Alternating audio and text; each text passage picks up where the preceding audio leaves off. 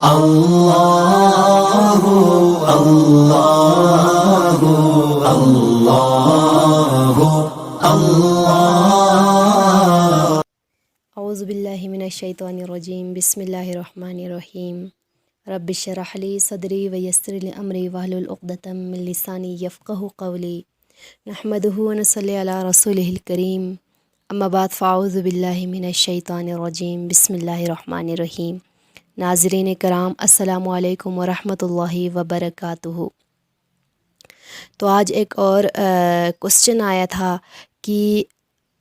اگر کوئی شخص سفر میں ہو تو سفر کی حالات میں اس کے روزے کا کیا حکم ہے۔ تو اللہ تبارک و تعالی نے قرآن کریم میں بھی فرمایا جو سفر میں ہو تو کیا کرے کہ وہ دوسرے دنوں میں گنتی کو پورا کرے، کہ وہ دوسرے دنوں میں روزہ رکھے۔ تو مسافر کو روزہ رکھنے اور روزہ افطار کرنے میں اختیار حاصل ہے۔ شاہ سید علیہ رحمہ فرماتے ہیں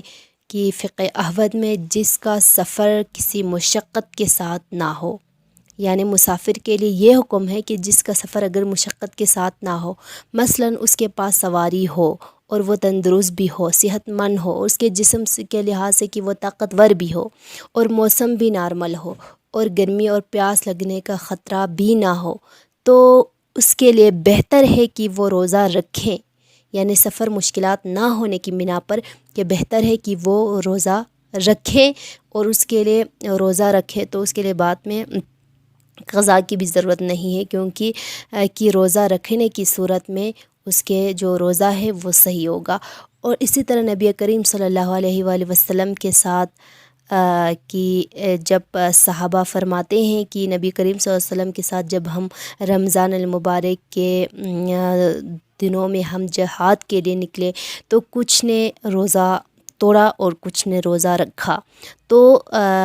فرماتے ہیں کہ نہ توڑنے والوں نے رکھنے والوں کے لیے کچھ نہیں کہا، اور رکھنے والوں نے توڑنے والوں کو کچھ نہیں کہا، کیونکہ اسی طرح اس سے ہمیں یہ ثابت ہوتا ہے کہ سفر میں روزہ توڑنا اور روزہ رکھنا اختیار ہے، یعنی مسافر کے لیے اختیار ہے کہ وہ اگر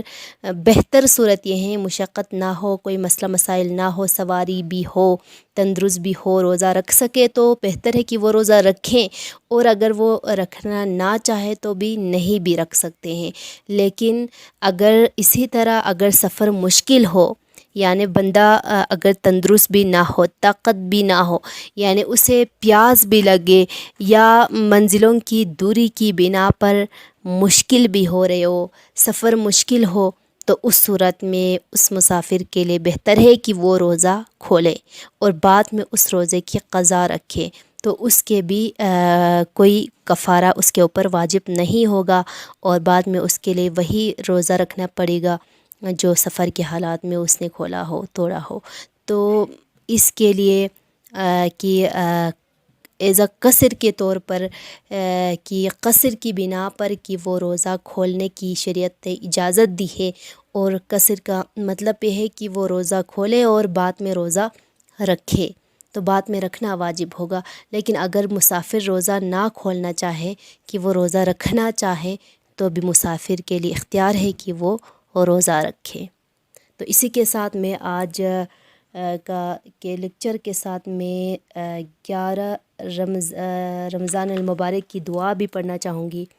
10ویں رمضان المبارک کی دعا پڑھنا چاہوں گی۔ بسم اللہ الرحمن الرحیم۔